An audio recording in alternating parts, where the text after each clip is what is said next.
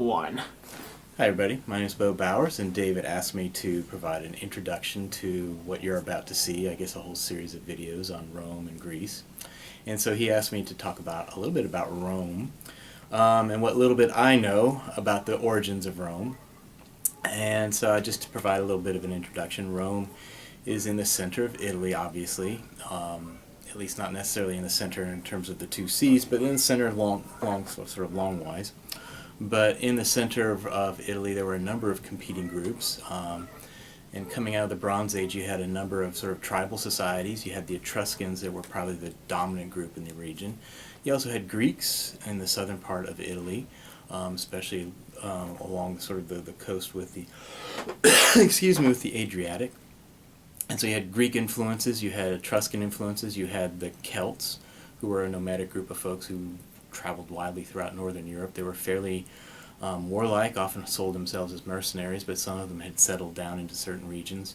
A lot of them had settled into sort of the Transalpine area, which the Romans referred to as Gaul, and so referred to those Celts as Gauls, but the Celts had come over the mountains. So you had a number of fairly competitive groups. You also had the Umbrians and a number of others. So the Romans are emerging within a very sort of tight space for themselves.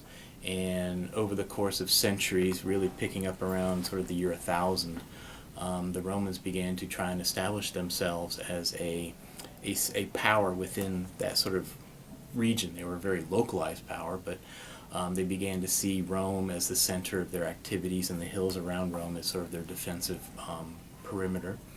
And over time, they began to compete with other groups for resources and the like. Let me think. Doing this spontaneously isn't my strong suit. But after a number of years of trial and error, one of the things that the Romans began to realize is that